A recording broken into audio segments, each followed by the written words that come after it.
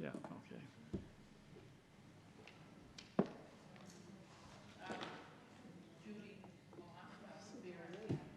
Yes, yeah. Did you get that? Yeah. I'll slide in. We're just waiting for Neil. He did say he was gonna be here. You can change name tags if you want. Cliff won't mind. Yeah,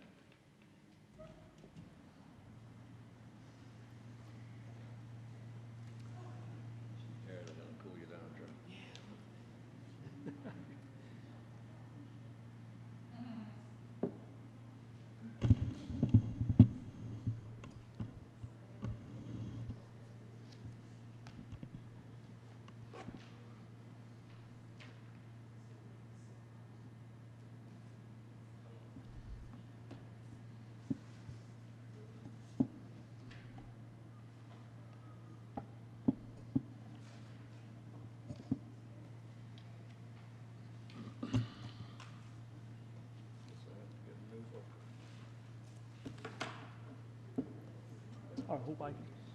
I hope I can get a new book when I'm your age.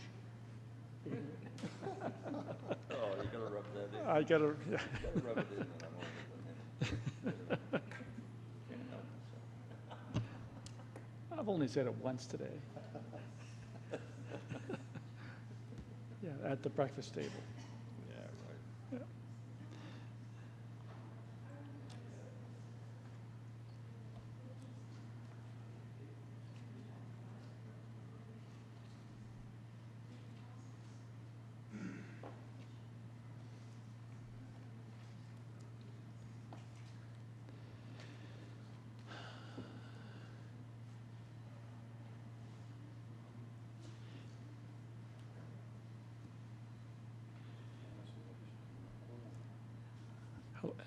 Hello, everybody. I think it's, my computer says we're at 7 o'clock.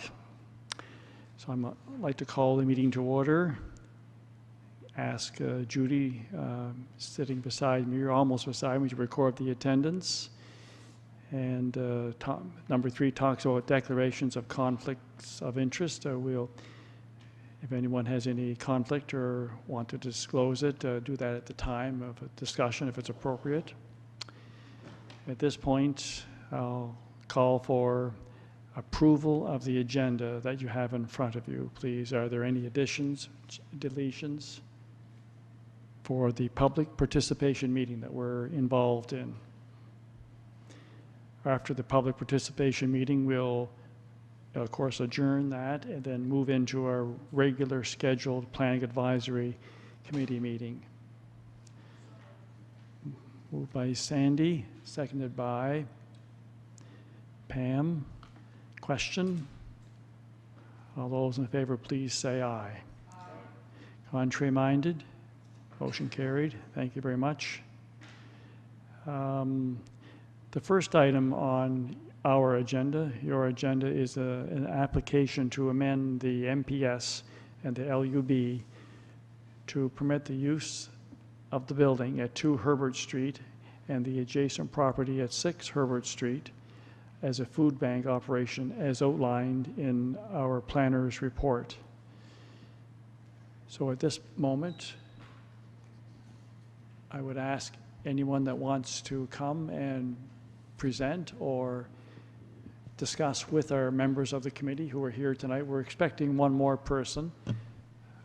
So I know that both of the people sitting on each side of the room have spoken to us before in the past, but this is another opportunity that you have. If I'm allowed to say, Stephanie or Addie, and of course Bill.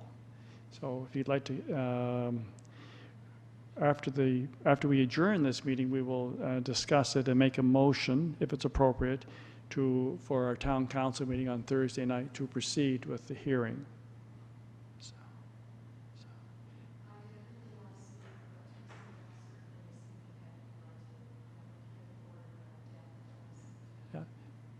I'd like to be as informal as possible, so Bill has just indicated that you're number 1 tonight.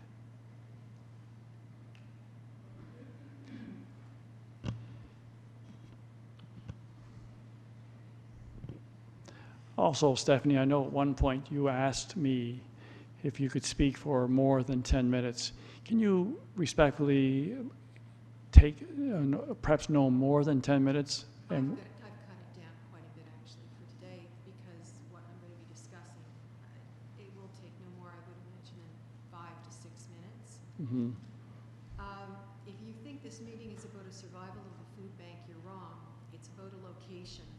The organization Feed Nova Scotia that sends out 6-ton trucks with food from Halifax does not care where it delivers its foods.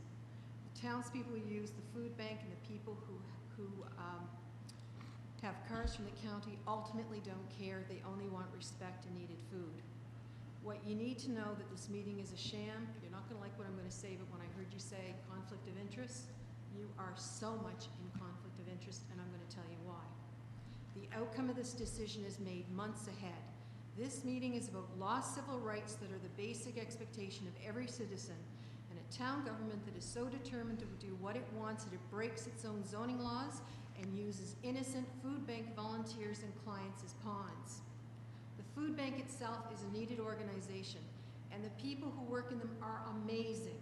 Our society pays too little for minimum wage and provides inadequate funding for families on social assistance. This is not about that, it's about location. There are reasons why food banks in Canada must be legally zoned in either commercial or institutional zones. There's a reason why the current zoning says a food bank is illegal at 2 and 6 Herbert Street. There's a reason why the food bank was located over 30 years in the downtown and not beside a residential property in South End, Central, or Milton. Our food bank should be in the center of town, equally available to all. Even if the town didn't want to put the food bank in one of the many empty storefronts with back parking to avoid congestion, the town had alternative choices for a food bank location that was already appropriately zoned. The town even owns a number of locations that are zoned correctly, like the old Mountie station on Prospect Street, where there are no near neighbors, 3 massive parking lots can accommodate hundreds of people and is close to the walking trail that the county residents without cars are using as a shortcut to get into town. And not to mention the old South End School, which has a loading dock and a massive amount of space. You see, it's not just the confusion of 50 to 100 people who are going to be crowded and waiting in an area for 2 to 4 hours by the time that they wait and they disperse, and the parking of huge amounts of cars. There's going to be numerous 6-ton trucks that will be beeping and be bringing food to these locations from different times of the week from Feed Nova Scotia. Massive storage of food will have to take place from organizations and the public. Volunteers dropping in with the donations and doing the important work that they're needed. A not-for-profit organization means that the organization is helpful. It doesn't mean that it's a not-for-harm and can't cause huge problems for the people who live next to it. And what about our lives? Are we somehow not deserving of the town of Yarmouth enforcing the zoning laws that are designed to protect our home where we've lived for the past 53 years? My mother, 2 months away from her 92nd birthday, wants to be able to enjoy the privacy and security of home that she bought as a young woman with my father 53 years ago. My dad, Victor Eldridge, taught his children that laws matter, that you better do your best to protect everyone. He went to war as an 18-year-old to protect democracy and civil laws. He served as town council for 18 years, working even on Christmas to help people. He fought for the rights of all people in Yarmouth. My name is Stephanie Eldridge. I worked for 35 years as a teacher in Yarmouth, putting in triple the amount of hours required for my job without pay on work days, weekends, vacation time. I've taught thousands of the children in this town and county with every ounce of energy and love I could give. I've spent thousands of my own dollars on books for my classroom, supplies for my students, and food for hungry kids. We also deserve the consideration of the town and the basic expectations that our legal rights are protected even if we aren't a not-for-profit organization. Our rights have not been respected or even legally enforced, and we are devastated. The old Ben's Bakery building that's at the heart of this controversy has not been used for commerce for over 20 years. In fact, it had so little traffic, the town actually changed its zone in 2009 to low-density residential, which means the town said that the land and building could only be used for a single home or small apartment. The town purchased the building and land in 2012 because they felt that the location of the building could be used to significantly improve recreational experiences of the children that used the park. Washrooms would be available during organized games, and the town recreational maintenance items could be stored there as well to enhance the park and town. The zoning was changed to open space like the park with strict restrictions in order to protect the residential areas around it. The zone means you cannot use it for a food bank location because of the park zone and the residential area. We were promised the town's use of the building for the park would cause no harm to our privacy and enjoyment of a residential property. This plan for the site was confirmed by the CEO at July 2017 town meeting and asked me later if you want additional proof that this was the town's intention. I have it. We were shocked when we picked up the June Vanguard issue and learned that Herbert Street was proposed for a food bank. When we were battling zone change at the Capri, which is just above the building, half of our backyard in effect, on November 20th, 2007, both the town and Reverend Bill Newell, the head of the Yarmouth Food Bank Committee, were informed we strongly opposed any zone change by our property on Herbert Street. Yet a deal was made in secret from us. Mr. Newell indicated clearly in this article it was not if the zoning was changed, but instead a matter of when. And I have the article, and I have all this proof. Both the town and Mr. Newell again were informed this July that we oppose zone change.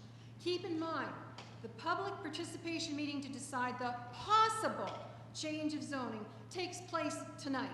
The town council doesn't even discuss it until the 21st, and the final result is not decided until October 12th.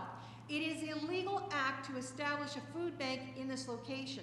Simply because a developer or a non-profit organization asks to change a zone, it does not mean that it will be granted.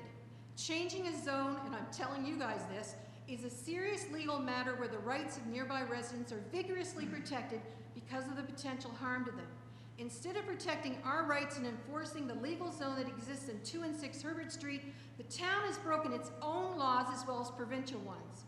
I have proof of these broken laws from an email, from Vanguard articles, and from a sign on the building, and even CJLS News. And by the way, here's the zoning when you change the 2 and 6 to low-density residential. I have information here. I have the picture that's on the door right now.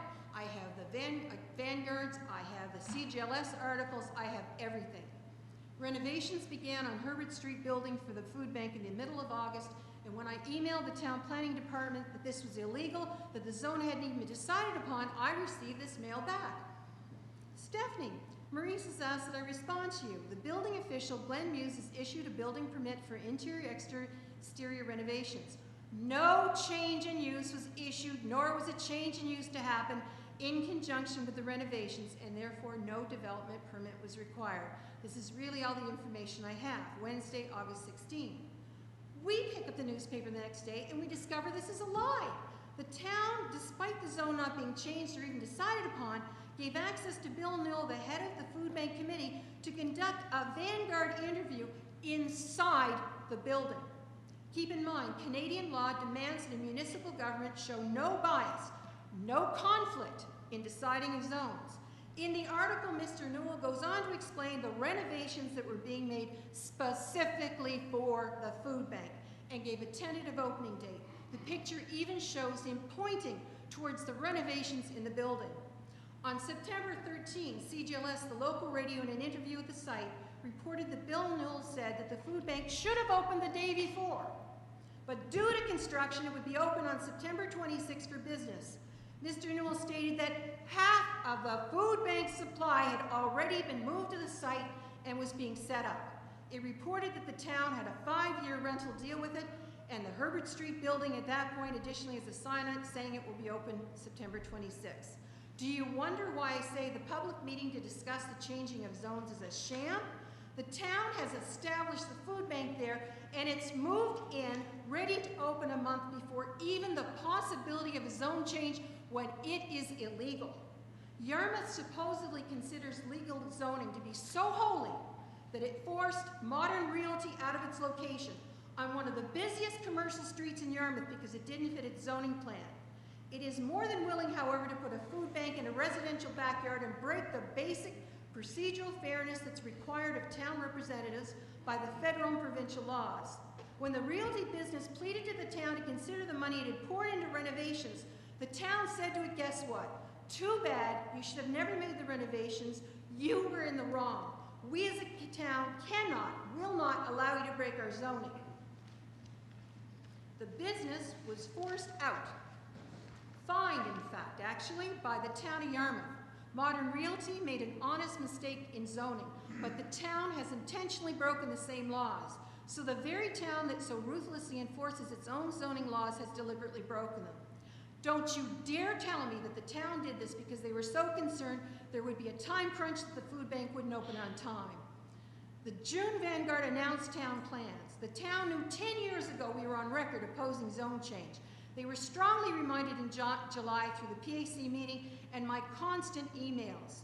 We know because we live by the building. As we have said before, we hear and see what goes on in there.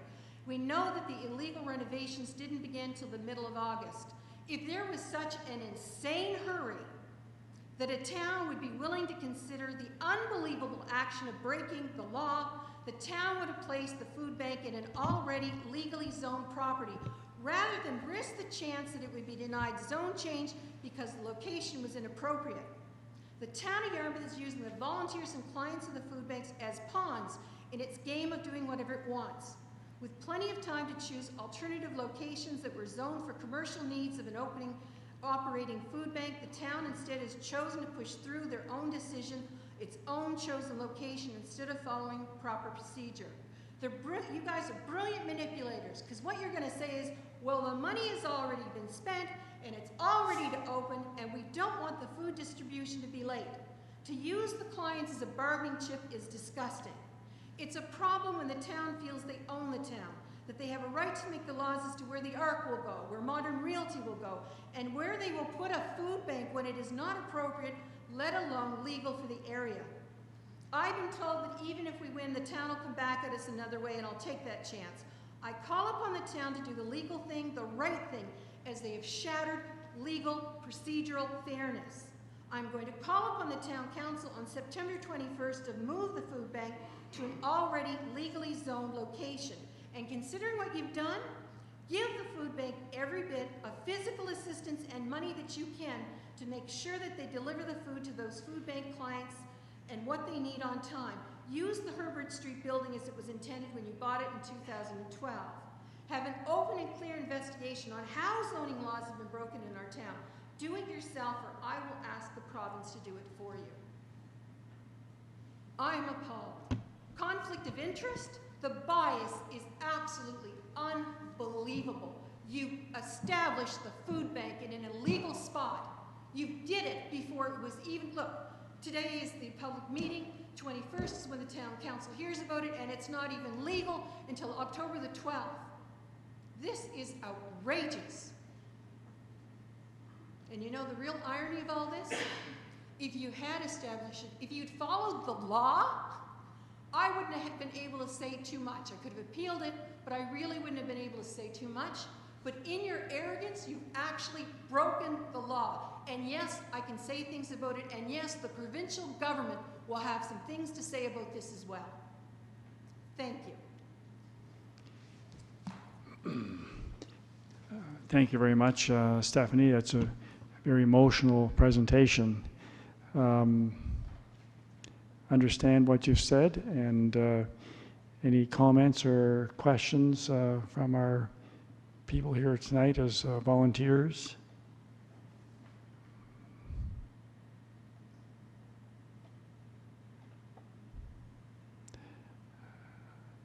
I'm not sure how to respond more than that, Stephanie. Would you like it proof? Because I've got the legal proof here, I've got the emails, I've got the pictures, I've got the articles, I've got CGLS, I've got it all. Mhm. I have everything. I think staff would have all of that. If they're missing anything, we'll certainly have them. And as Jeff has indicated, you can copy that, give a copy to Judy, who is to my right. Yeah. Do I want to put anybody else on the spot? Do we need to speak?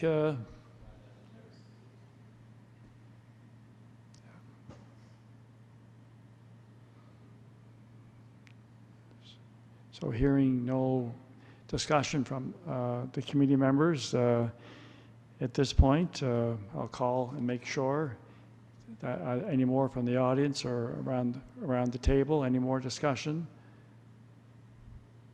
Is it only concerning with the bakery? Can I have a question regarding the laws of the town in respect to people setting up business, like renting buildings for other people that want to establish?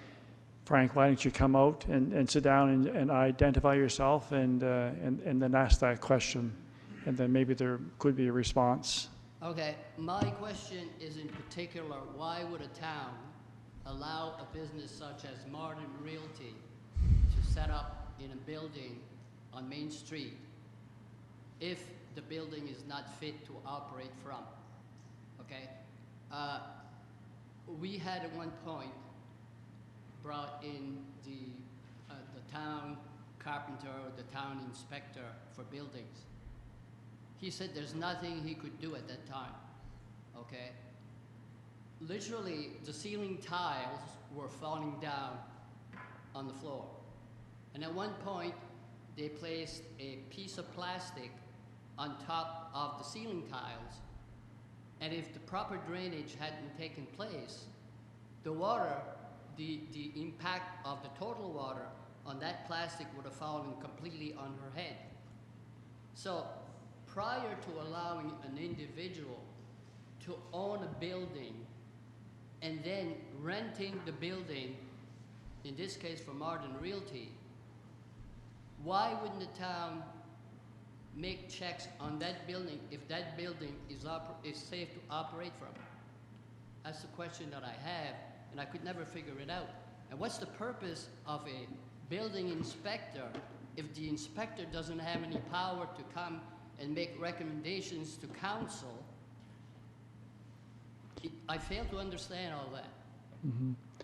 As a person myself, never mind but what I've done in my career, everything I tell people that I want to tell them and work with them, I want my honor to be observed. And I don't know why this is happening. Sure, we want businesses to set up in town. We want owners to come in and establish themselves, but the town should have certain boom, boom, boom in place that says this place is safe to operate from. And that's what they thought. They thought they would be safe. They were safe where they were, but apparently zoning wasn't right. Also, Tiffany owned the building. She had problems selling. Finally, she did sell, but now operating in somebody else's building. If the town wants to attract business, the town has to work with the people working within the town. Mm-hmm. We can't be split. We have to be together as a group. Frank, I've known you for almost 50 years. Identify yourself for Judy, and then just for the record. Go ahead, Frank. Last name? Sonia. Thank you very I much. live in Arcadia. Louisa Higgins is my daughter.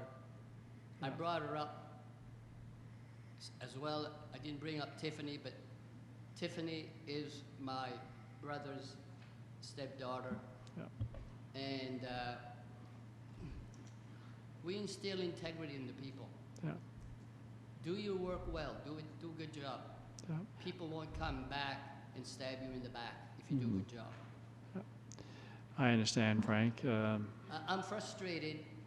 I know most of the people here at the table, and I respect you guys personally, but there's a professional ethics to work from, and I'd like to see that happen within this town. This town has a lot. I don't travel much because of personal reasons, but we've been to other towns in Nova Scotia, and they're not like Yarmouth. They don't have the population. I've done all my studies. Yarmouth is the second largest town south of Halifax on South Shore, only second to Bridgewater. And it's bigger than most of all the other towns in Yarmouth, in Nova Scotia. We have an issue, and I think it has to be resolved somehow. Let Jeff respond initially, and any other comments? Yeah, with respect to the question about the building inspector and his authority in regard to a leaky roof or other conditions within a commercial building, I haven't reviewed that file specifically with him, but I'd be happy to review it with him and with yourself, if you like, to understand what his authorities are and what they are not. I know, or I suspect, that a building permit was required given the amount of renovation that was taking place in that building, and there would have had to have been an occupancy permit issued prior to it being used. Now, whether or not a leaky roof could have been detected in that process is kind of doubtful unless it was raining or there was evidence of it in the space. And I suspect the business wouldn't have moved in if it was obvious at the time they moved in. Yeah, I don't hear everything because I have a hearing problem. Sorry. If you would like to come in, I'd be happy to review the file with yourself and the building inspector to understand. Yeah, What- I really don't need that. Okay. But, I mean, the building is inspected properly or it's not.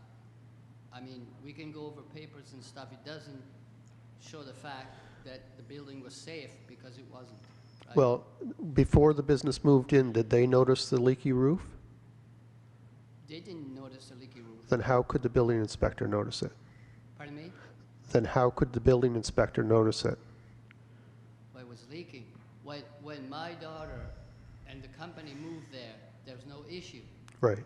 The leaking started afterwards. Okay. So I don't know if he has the authority when there's no application to go in and take any action on a leaky roof, but again, I'll be happy to review the file. Okay.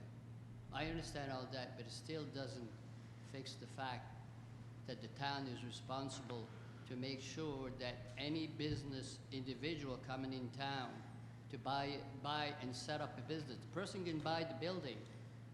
As long as they don't operate from that building, it's fine.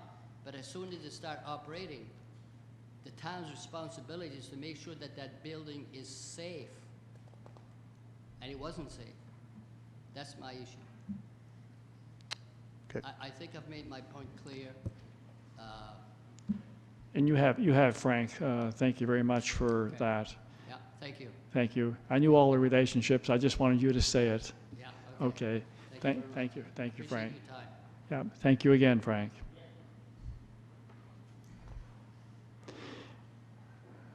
One more call for discussion on 5A. If hearing none, I'm going to move on to 5B, which is an application to amend the MPS, the planning strategy, and the land use bylaw to permit cash in lieu for residential parking as outlined in Morris's report. Morris, if you want to perhaps explain, and if there's anybody here that wishes to respond or have a presentation or just a comment, that'd be fine.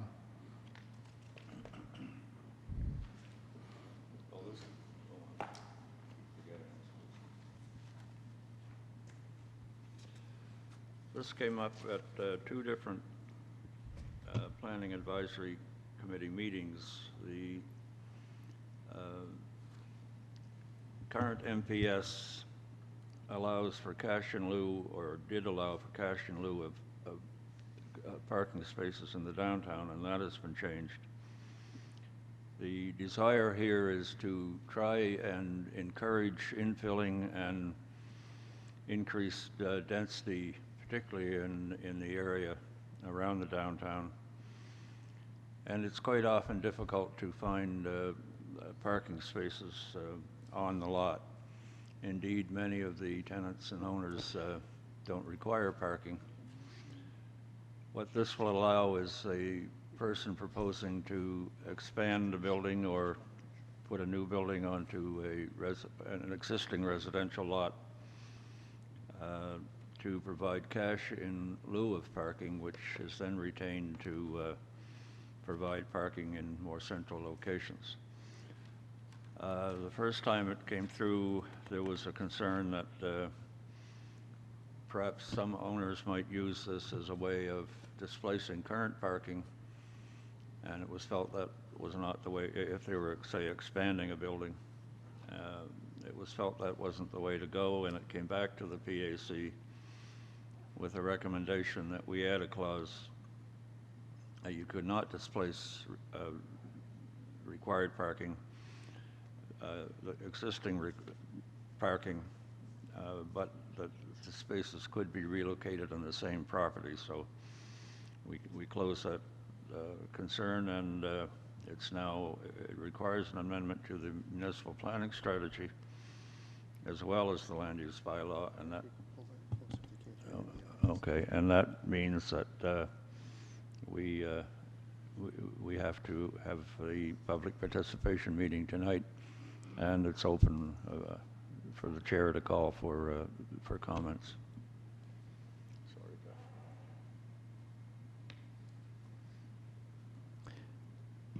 So I'm guessing there's nobody in the audience that wants to comment on that as I look around. And I'll just ask another time just to make sure.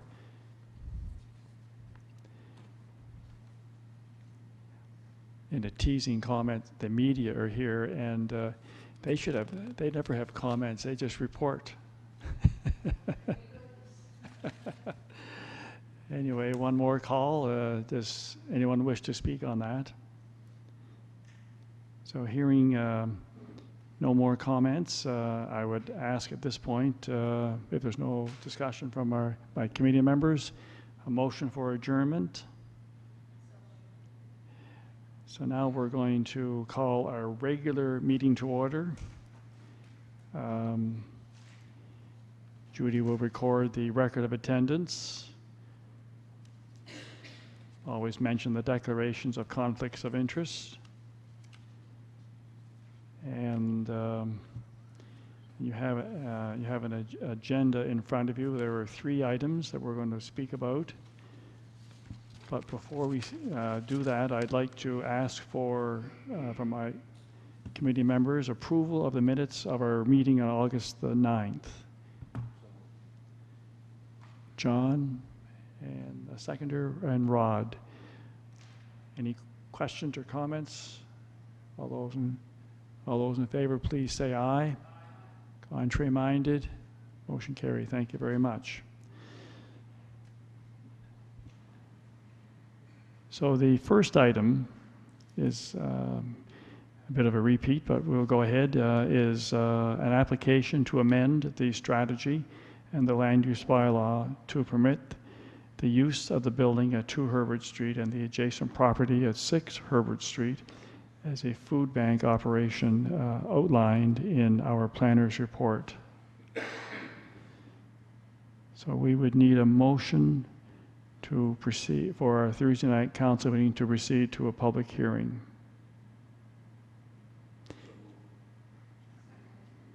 Moved by John, Ryan, seconded by Sandy.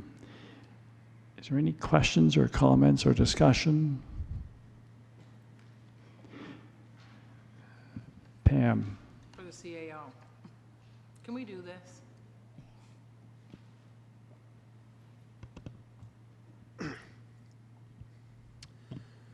So, Mr. Chair, a couple of comments about the situation today and whether or not you can do this. The food bank had approached the town specifically about the location at 2 and 6 Herbert Street because the property, they felt, met their needs and had a loading dock and was centrally located and all the nice things about the building.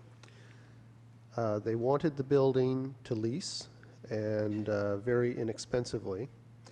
And so council went through a process of a public hearing on the lease because the lease was for, I believe, $1 a year, and council cannot lease or sell property worth more than $10,000 for less than market rate, except to a not-for-profit organization, and in doing so must do it through a public hearing, must hear the public on the matter. So that process was conducted back in the spring, and at that time there was no, we didn't hear from the public on it, and so the lease was signed, understanding that the use the use that they intended was subject to rezoning. So an application was made to rezone the property to permit the use. They do not have a development permit, although they do have a building permit. So the use of the food bank is not a permitted use where it is, but obviously renovations can be done to a building as long as they're done according to the National Building Code and with a permit, and they were. We do have a policy within the town around enforcement of the land use bylaw, and it is fairly simple. If there is a situation that we find that is in conflict with the existing provisions of the land use bylaw, we notify the offending party, and if they make application to amend the land use bylaw that would result in the use being a permitted use, then we put a stay on any enforcement until the process has played out. So we don't find ourselves in a situation where staff are issuing fines on property owners or tenants, and council turns around a few weeks later and makes the use a legal use. So we let the process play out before enforcement action is taken. And so the food bank is aware that they are they're in violation of the land use bylaw, and I assume they're also aware that if council does not agree and rezone the property, that they are subject to the enforcement of that land use bylaw. Thank you, Jeff. Pam? Yep, that answers, the process answers my, it's almost like a stop until we go through the entire process. And so they can't, if council says no, they can't do it, no matter if they put money into it or not. Right, and so I'll use the example since the folks are here from Modern Realty.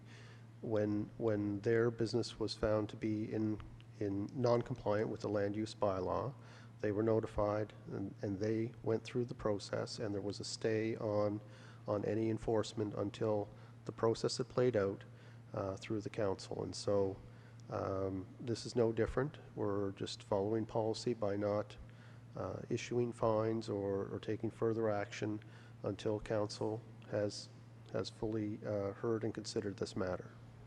If they had chose not to apply to amend the bylaw, then of course we would have gone ahead with enforcement. So legally, we're okay. Legally, we're okay. We're following our own bylaw and our own policy on enforcement of that bylaw.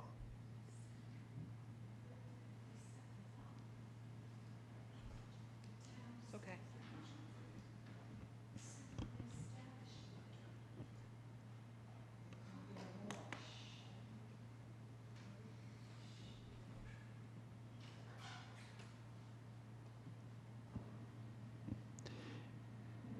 Any more comments or questions or discussion? Yes. The town actively set them up. You are supposed to be conflict-free. That means that you do not give access to the food bank. You handed them over the keys. You gave them the right to make the renovations. You let them move in. You let them announce in 2 Vanguard articles that this was a done deal. You let them announce on Radio CGLS that this was a done deal. When you're talking about the earlier parts of your discussion with the food bank, you did not contact us, who happen to be the next door neighbors by land right beside them. You didn't let us know. You may say that this is legal, but it stinks to high heavens. If it's legal, it's got to be skirting it. I doubt that it is. You can't say that you actually helped them set up. You set them up in that building, you gave them assistance, you gave them the keys, You didn't refute that the process was going to be a done deal. You didn't say anything when CGLS announced it across the town. You didn't say anything when the note went up on the food bank opening up. I'm sorry, you've assisted them. The conflict is absolutely unreal. Procedural fairness has been broken, shattered in this case. You're not an independent of, oh, well, you know, let's see. Just because someone asked to change the zone doesn't mean that it's going to necessarily happen. You aided, abetted, assisted them in every single way to set up, and created a situation whereby the money's all gone in, we're waiting for the clients to come, we can't have it, you know, why didn't you say at the time? There are other places that we own that are already legally zoned. There are places like South End School that have loading docks. If loading docks are that important, we have Prospect Street with 3 giant, humongous parking lots, ideally suited with no neighbors. We have the cotton mill, which you'd be paying millions of dollars to tear down. A small section could have been saved. You've got downtown areas that you could have rented for it. You aided and abetted the setting up of a food bank, and it's not just, oh, we know that they're there and they know they're in violation. You put them there. You gave them the keys. You didn't refute the things that they were saying in the public. You are responsible. There is no, when you're saying conflict of interest, this is one of the worst conflict of interest I've ever had. And you can say that it's legal, but I bet you the province won't. And you know, because what you've done, it's not going to stand up to appeal. This is disgraceful. And why am I passionate about it? Because again, it comes down to the food bank. Wonderful people, wonderful organization. They're looking for a location. We're talking about our home. And the town has aided and abetted them in breaking the law. So this bit about, oh, they established themselves, who gave them the keys? Who fixed up the place? Who allowed them to do it in the first place? When you knew that I was appealing concerning the zoning and I didn't want it. Since when is a developer or a nonprofit organization more important than the person who's saying, look, it's legally zoned so that they cannot go there? But you help him, you help the food bank go in when it's illegal for the area? It doesn't make a single bit of sense. Not one little single bit of legal sense whatsoever. And you can say it's legal if you want to, but I know it's not. You know it's not. I'll give you this piece too. You can see the proof. You can read the emails. There's additional emails that are got as well. Judge Judy has a saying, don't pee on my leg and tell me it's raining. And that's exactly what you guys are doing. Thank you, Stephanie. This is one more step in the process, and if the motion is approved or passed tonight, council will have a public hearing, and we'll just go through the process. Any more words? Welcome. Call for question on the motion. If there's no more discussion, all those in favor, please say aye. Aye.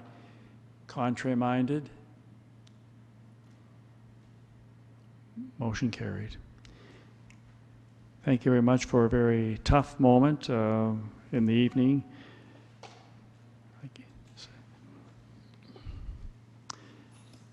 The next item is an application to amend the strategy and their land use bylaw to permit cash in lieu for residential parking as outlined in Morris's report. We need a motion to recommend the council for a public hearing. And if we want to make the motion, then we can discuss it. Moved by Rod, seconded by John. Thank you. There's all kinds of hands going up. That's a good sign. Does anyone wish any more clarity on that presentation that we're going to make on a recommendation to council Thursday night?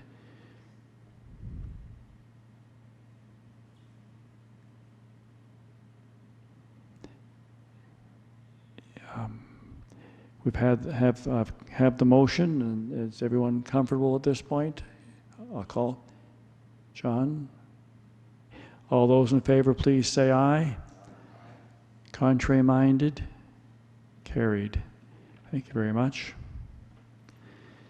The last item on our agenda is an application to enter into a development agreement to establish a medical clinic for counseling and consulting at 21 Collins Street as outlined in Morris's report. Morris, maybe on this one we need an explanation. Nice and loud. Nice and loud. Close this time so people can hear, and I apologize for that last time. The request here is to establish a medical clinic for counseling and consulting at 21 Collins Street, which is in the Collins Heritage District. It's a corner lot on the corner of Collins and Carlton Street. It's a heritage property. It's a provincially registered heritage property. The property is owned low-density residential, and the permitted uses in that zone are single detached dwellings, 2 or 2-unit dwellings, or semi-detached dwellings characterized by not more than one shared property line with a maximum of 1 unit per lot, in other words, side-by-side units. The land use bylaw and the municipal planning strategy also allow for certain uses to be permitted in the buildings subject to a development agreement. And those uses are coffee and tea shops, antique shops, art galleries, inns immediately abutting the central business district, and doctor's offices and medical clinics.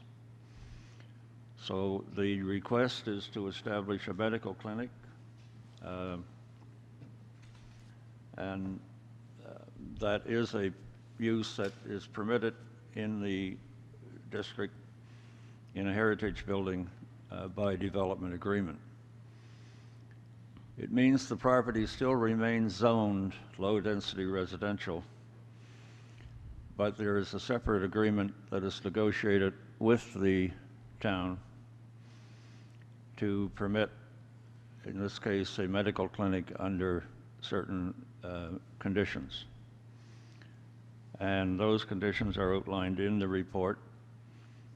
There are no changes to the exterior of the building except something that might be required for maintenance purposes.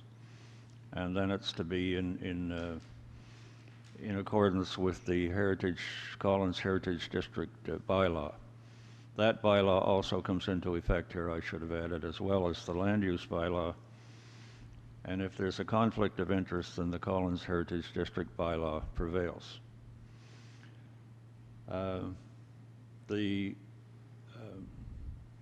In my report, there is one minor change that I would like to make, and I've circulated that to the committee.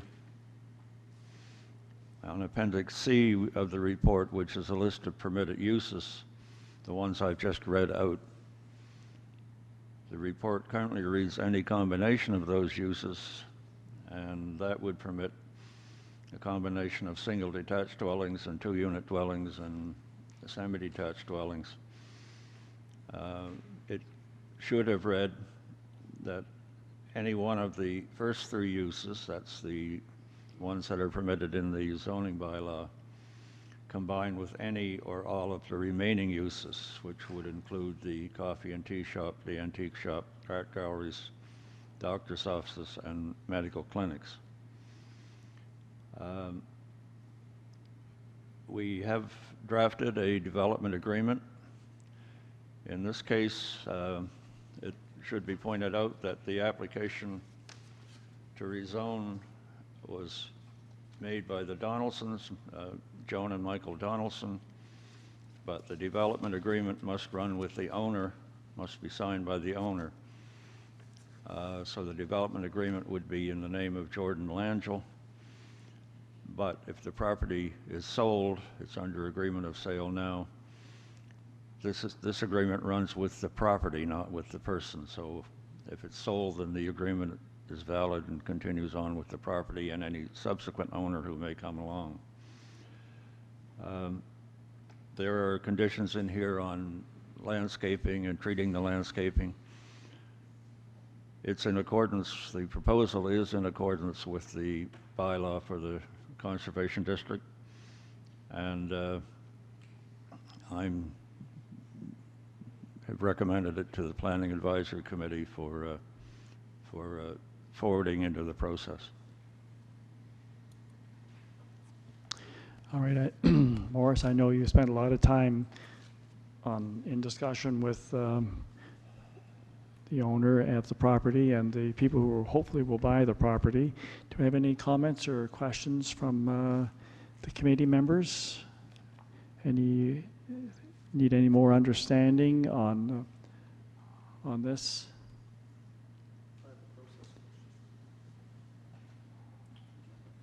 I just have a process question for Morris. So does this application, so the motion the committee be asked, do we do public participation at this level before it goes to council, or does it go directly to council? No, this application doesn't require an amendment to the municipal planning strategy, so therefore we don't have to go to a public I participation wasn't sure. meeting. Development agreements, yeah. Thanks, Jeff. Everybody comfortable? John?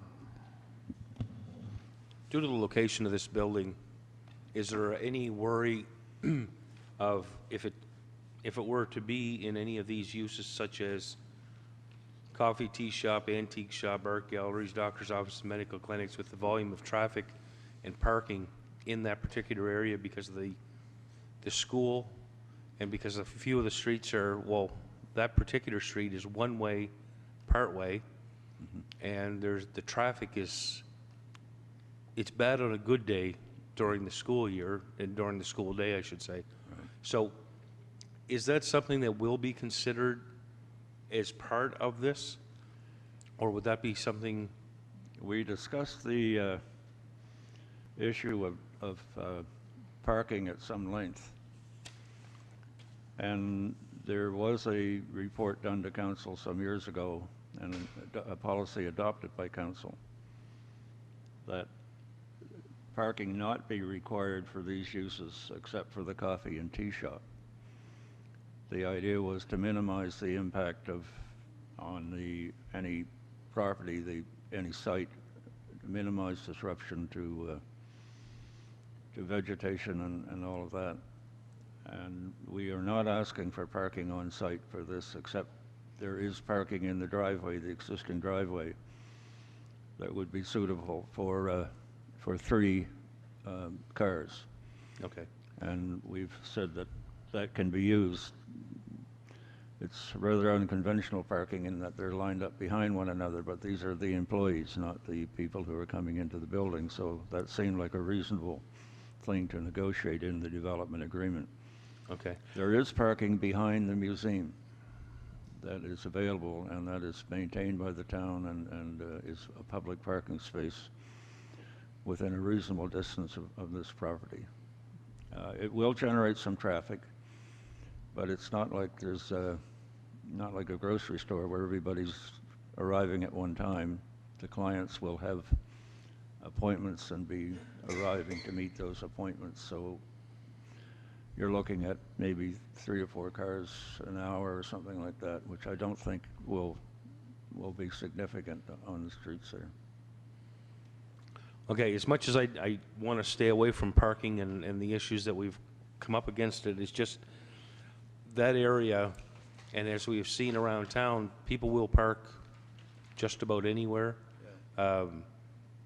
And using the front side of that street, that block, I guess, as a perfect example, the hack lines are showing no parking. There's no parking on Seminary from 8:30 until 3, but it's full every single day that there's school. There's parking down the, what street is that? 2nd Street? No. Carlton? Collins. sorry. Oh, Collins, sorry, the main There's street. parking up and down that street where many times there's no parking signs and so on. Yeah. So I was just worried about, with the young children there, if you add 2 or 3 more cars to the mix, then will it create a hornet's nest? But that, if you've already thought that through, then Yeah, that's good. I don't think it will, because, as I say, these are spaced out over a period of some time. There will be 3 professionals operating in the building, so there would be like 3 people in and 3 people waiting maybe. So it's not like a use where there's a big peak demand at any point in time. Thank you, John. No more comments or questions? Do we have is there a motion on the floor that I just need to call for? Not yet, okay. To proceed to a public hearing. To recommend to council to proceed to a public hearing. Okay, I will make that motion. I was just trying to figure out if they had something to do with No, no. Moved by Pam, seconded by John. Any more questions or comments? All those in favor, please say aye. Aye. Contrary minded, motion carried. Thank you very much.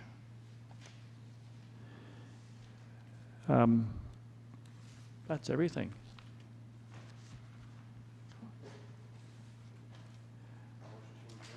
It's almost too early. I'd like to run my meetings for 2 hours.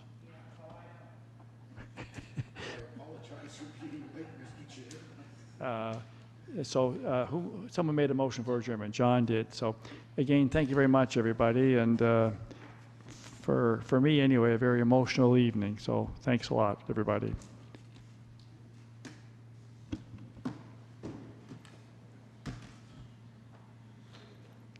Turn off the.